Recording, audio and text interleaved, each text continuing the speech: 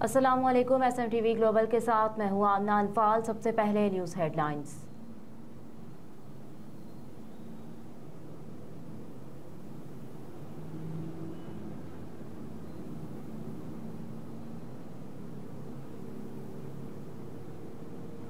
मुस्लिम league नून के कायद और साबिक वज़ीर आज़म नवाज शरीफ ने कहा कि हम इंसाफ चाहते हैं और पहले भी कहा कि सब अल्लाह पर छोड़ा है, अब भी अल्लाह पर छोड़ता हूँ। दुबई एयरपोर्ट पर सहाफ़ियों से गुफ्तगू करते हुए नवाज शरीफ ने कहा कि आज 4 साल के बाद पाकिस्तान जा रहा हूँ। बहुत ही अच्छा होता कि आज 2017 के मुकाबले में हालात बेहतर होते, मगर दुख की बात है कि मुल्क आगे जाने के बजाय पीछे चला गया। पाकिस्तान में इस तरह वाले हालात हैं जो परेशान कुन हैं और हालात हमने बिगाड़े भी खुद ही है, अब ठीक भी खुद ही करने हैं। मजीद कहा कि जो मुल्क IMF को भी खुदा हाफिज कह चुका था, अब मसाइल का शिकार है। वो पाकिस्तान जहां लोड शेडिंग खत्म हो गई थी, इलाज की सहूलत मौजूद थी, क्या वो पाकिस्तान आज नजर आता है? अगर हमने अपने पांव पर खड़ा होना तो खुद होना है, किसी ने नहीं करना। आज मुल्क पीछे चला गया है। मुल्क में रोटी सस्ती थी और गरीब का बच्चा भी स्कूल जाता था, इलाज के मुफ्त सहूलियात मुयसर थी। बताएं वो पाकिस्तान आज नजर आता है?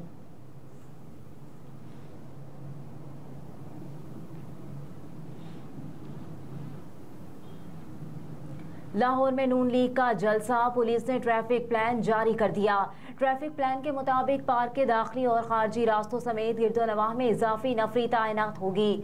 शुरका की गाड़ियों की पार्किंग के लिए 16 पॉइंट्स मखसूस किए गए हैं, जबकि शुरका को रास्ता ऐप, FM, रेडियो, हेल्पलाइन 15 के जरिए ट्रैफिक सूरत हाल से आगाह रखा जाएगा। इसके अलावा एम्बुलेंसेज और इमरजेंसी गाड़ियों के लिए रास्ता क्लियर रखने का हुक्म दिया गया है।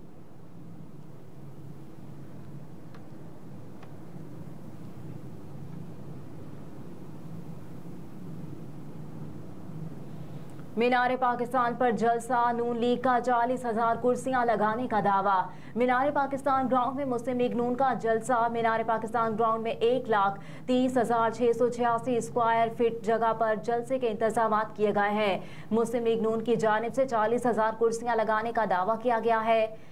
ग्राउंड में लाइट्स और म्यूजिक के साथ साथ बड़ी बड़ी स्क्रीनें लगाने का काम मुकम्मल कर लिया गया, जबकि पार्टी कायदीन और कारकुनों की आमद का सिलसिला भी जारी है। शहबाज शरीफ, मरियम नवाज और हमजा शहबाज ने जलसागाह का जायजा लिया और इंतजामिया को बेहतरी की हिदायत दी।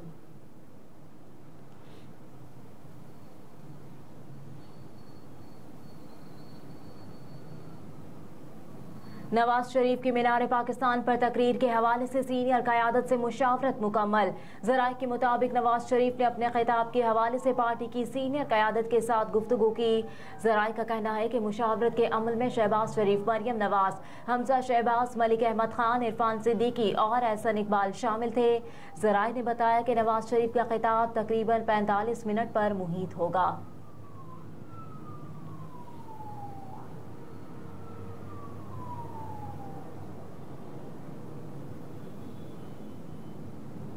सुप्रीम कोर्ट में आम इंतखाबात 90 रोज में कराने की दरखास्तें समाअत के लिए मुकर्रर। चीफ जस्टिस पाकिस्तान जस्टिस काजी फाइज ईसा, जस्टिस तर्क सरदार तारिक मसूद और जस्टिस एजाजुल एहसन पर मुश्तमिल कमेटी के फैसले के बाद सुप्रीम कोर्ट ने अहम मुकदमात मुकर्रर कर दिए। फौजी अदालतों में सिविलियंस के ट्रायल, आम इंतखाबात की तारीख देने और मुल्क भर में इंतखाबात एक साथ कराने के मुकदमात समाअत के लिए मुकर्रर हो गए। अदालत ने मुकदमे के फरीकेन को नोटिस भी जारी कर दिए। सुप्रीम कोर्ट में फौजी अदालतों में सिविलियंस के ट्रायल के खिलाफ केस की समाअत 23 अक्टूबर 11:30 बजे होगी। जस्टिस एजाजुल एहसन की सरबराही में कायम 5 रुकनी लार्जर बेंच समाअत करेगा। बेंच में justice Munib Akhtar, justice Yahya Afridi, justice Mazahar Ali Akbar Naqvi और जस्टिस आयशा मलिक शामिल हैं। केस की गुज़िश्ता समाअत 3 अगस्त को हुई थी। अदालत उस्मा में 90 रोज में आम इंतखाबात के इनेकाद से मुतालिक केस की समाअत 23 अक्टूबर को होगी। चीफ जस्टिस काजी फाइज ईसा की सरबराही में कायम 3 रुकनी बेंच समाअत करेगा।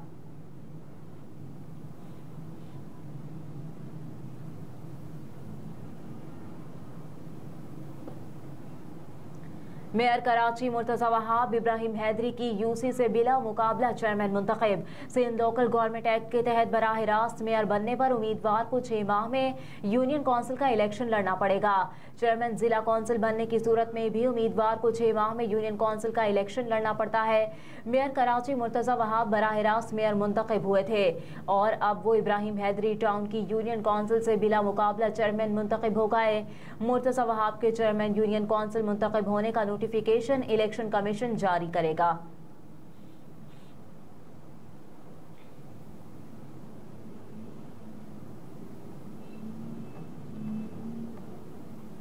तहरीक इंसाफ पार्लियामेंटेरियंस के सदर परवेज खटक ने कहा कि 35 साल से हुकूमत करने वालों से भी हमें इंसाफ नहीं मिला। मुल्क को कर्जदार किसने बनाया, ये बहुत बड़ा सवाल है। पेशावर में वर्कर्स कन्वेंशन से खिताब करते हुए परवेज खटक ने कहा कि तहरीक इंसाफ के 3.5 साल में क्या हुआ। मैंने सोचा कि कब तक झूठे वादे करने वालों के साथ दें। परवेज खटक ने कहा कि किसी से डरता हूँ ना कभी चोरी की। ऐसी सियासत पर लाना जिसमें अवाम की खिदमत ना हो। अफगानिस्तान के हालात हमसे अच्छे हैं। कहा कि पीटीआई वालों को करीब से देखा है, वो वादे पूरे करने वाले नहीं। पीटीआई में बड़े लोग पार्टी पर खर्चा करके फिर लूट मार करते थे। परवेज खटक ने कहा कि हम जो वादे करेंगे वो पूरा करके दिखाएंगे।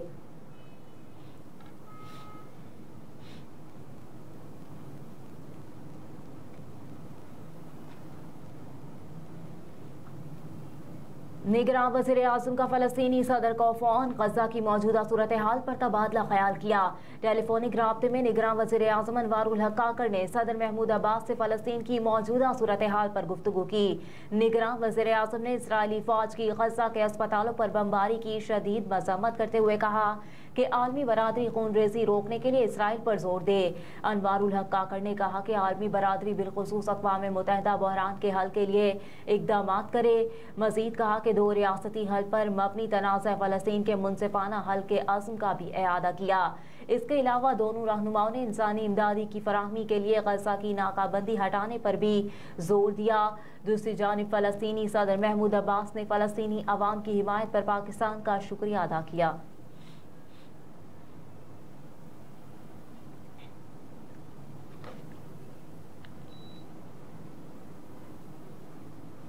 वर्ल्ड कप में पाकिस्तान को भारत के बाद ऑस्ट्रेलिया के हाथों भी शिकस्त। आईसीसी क्रिकेट वर्ल्ड कप के 18वें मैच में ऑस्ट्रेलिया ने पाकिस्तान को बासानी 62 रन से शिकस्त देकर इवेंट में दूसरी कामयाबी हासिल कर ली। ऑस्ट्रेलिया के 368 रन के हदफ के ताक़ुब में पाकिस्तान की टीम 305 रन बना सकी। अब्दुल्ला शफीक 64, इमाम 70 रन बनाकर नुमाया रहे। पाकिस्तान की रवां वर्ल्ड कप में ये दूसरी शिकस्त है। कौमी टीम ने 4 मैचेस खेले हैं जिसमें भारत और ऑस्ट्रेलिया के हाथों से शिकस्त का सामना करना पड़ा। बंगलुरु के चिन्नास्वामी स्टेडियम में खेले गए मैच में कप्तान बाबर आजम ने टॉस जीतकर ऑस्ट्रेलियावी कप्तान पेट कमिंस को पहले बैटिंग की दावत दी, जिसके बाद ऑस्ट्रेलिया की जानिब से इनिंग्स का आगाज मिचेल मार्श और डेविड वार्नर ने किया। ऑस्ट्रेलियावी टीम ने मुकर्ररा 50 ओवर्स में 9 विकेटों के नुकसान पर 367 रन बनाए। कैंगरूज की जानिब से डेविड वार्नर ने 163 और मिचेल मार्श ने 121 रन बना की शानदार इनिंग्स खेली। पाकिस्तान की जानिब से शाहीन आफरीदी ने 5 और हारिस सोहेल ने 3 विकेटें हासिल की।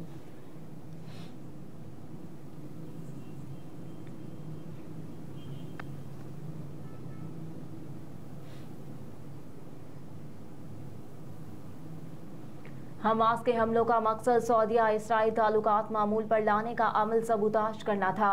अमरीकी सदर जो बाइडन ने दावा किया कि हमास के हमलों का एक मकसद सऊदी अरब और इसराइल के दरमियान ताल्लुकात को मामूल पर लाने के अमल को सबूताज करना था।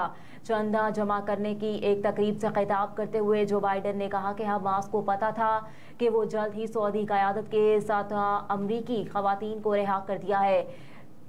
क्रॉस मामले पर बात करने वाले थे। जो बाइडन ने तस्दीक की कि उन्होंने इसराइल पर जोर दिया है कि वो गजा में ज़मीनी जंग छेड़ने के अमल को मुलतवी करे ताकि मुज़ाकरात के नतीजे में मज़ीद यरग़मालियों की रिहाई मुमकिन हो सके।